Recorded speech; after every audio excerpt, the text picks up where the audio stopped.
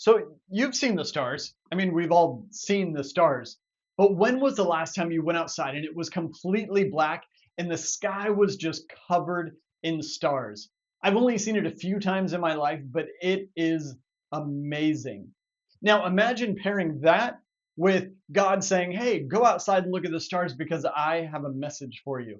And that is the story that we get to hear about today in Genesis chapter 15, when God has a message for Abram.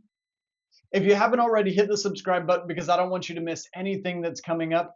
And if you're drawing with me, then grab your sketchbook and sharpen those pencils because it is time for another Sketchbook Bible Story.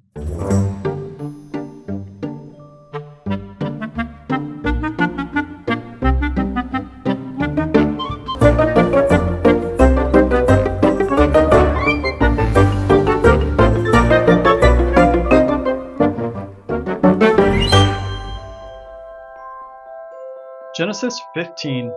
God makes a covenant with Abram. Sometime later, Abram had a vision. The Lord said to him, "Abram, do not be afraid. I am like a shield to you. I am your very great reward." But Abram said, "Lord and King, what can you give me?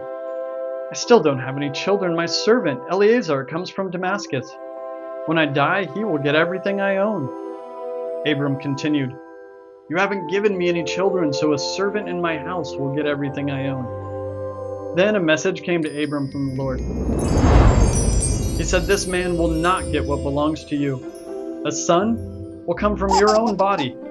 He will get everything you own." The Lord took Abram outside and said, "Look up at the sky and count the stars if you can." And then he said, "That is how many children you will have."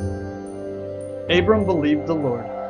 The Lord accepted Abram because he believed. So his faith made him right with the Lord. He also said to Abram, "I am the Lord. I brought you out of Ur in Babylonia. I wanted to give you this land to take as your very own." But Abram said, "Lord and King, how can I know I will take this land as my own?" So the Lord said to him, "Bring me a young cow. Also bring a goat and a ram, and all of them must be 3 years old. Bring a dove and a young pigeon along with them." Abram brought all of them to the Lord, and he cut them in two. He placed the halves opposite each other, but he didn't cut the birds. Then large birds came down to eat the bodies of the animals and the birds, but Abram chased the large birds away. As the sun was going down, Abram fell into a deep sleep. A thick and terrible darkness covered him. Then the Lord said to him, "You can be sure of what I am about to tell you. Your children who live after you will be strangers in a country that does not belong to them. They will become slaves. They will be treated badly for 400 years, but I will punish the nation that makes them slaves. After that, they will leave with all kinds of valuable things, but you will die in peace. You will join the members of your family who have already died. You will be buried when you are very old. Your children's grandchildren will come back here. That is because the sin of the Amorites has not yet reached the point where I must judge them."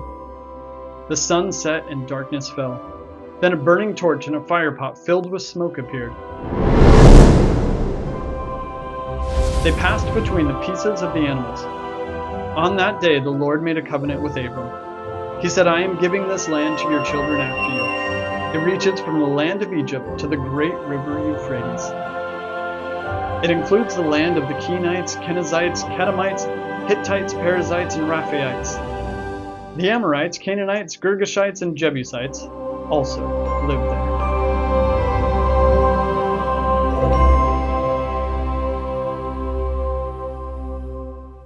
I know if it was me, I would never look at the sky the same way after a night like that. And I'm sure Abram didn't either. Every night he's going to be reminded of God's promises. That's pretty amazing. Hey, I hope you liked today's story. If you did, please consider sharing it with someone and make sure you subscribe so that you don't miss any of the adventures coming up. Thanks so much for watching. See you next time.